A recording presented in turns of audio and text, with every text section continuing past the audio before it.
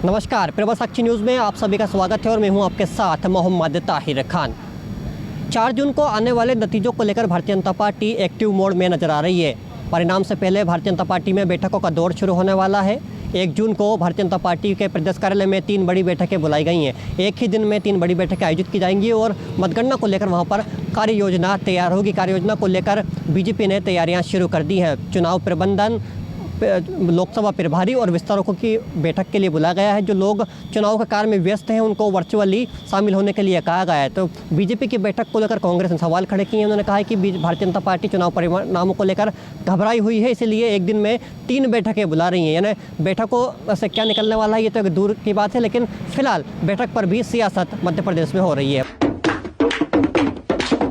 BJP अब मतगणना से पहले बड़ी बैठक करने जा रही है। 3 अलग-अलग बैठक होंगी एक ही दिन में और मतगणना को लेकर कार्य योजना तैयार की जाएगी। एक ही दिन में 3 बैठकें, कहीं अंदर से घबराहट तो नहीं है? ये भारतीय जनता पार्टी के अंदर बेहद घबराहट है।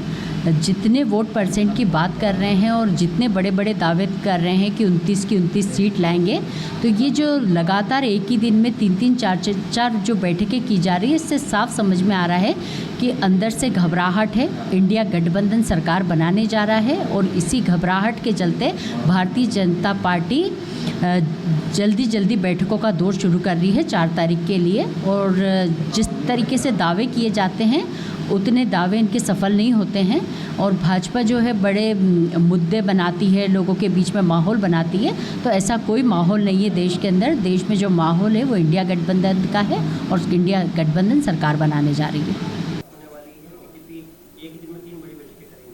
देखिए, भारतीय जनता पार्टी के अंदर बैठक तो सदैव चलती रहती हैं और चूंकि हमारा लक्ष्य है भारत के निर्माण का, विकसित भारत के निर्माण में अपनी योगदान देना, चुनाव आए या चुनाव ना भी रहें तो भारतीय जनता पार्टी सतत कार्य करती है, बैठक करती है।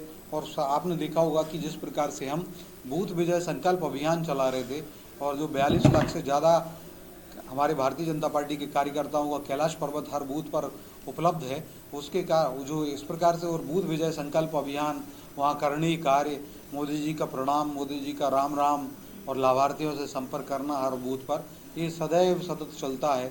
संगठनात्मक बैठक चलती हैं, उस श्रृंखला में कई बैठक और भी आयोजित हो रही हैं, निस्संदेह आयोजित होती रहती हैं। लेकिन आप सोचिए कांग्रेस का क्या होगा बूथ का, जो स्वयं कहते हैं कांग्रेस के नेतागण ही कि भाषण में हीरो होते हैं और बूथ पे जीरो होते हैं। मतलब कि कांग्रेस तो खाली हो गई है।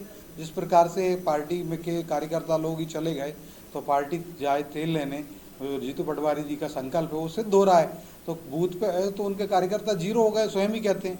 तो कांग्रेस का क्या होगा सोचिए। मोहम्मद ताहिर खान, प्रभासाक्षी न्यूज़, भोपाल। अगर आप भी लेना चाहते हैं देश दुनिया की तमाम जानकारी तो आज ही सब्सक्राइब करें हमारे चैनल को। साथ ही नीचे दिए बेल आइकन को जरूर दबाएं ताकि हर अपडेट आप तक पहुंच सके।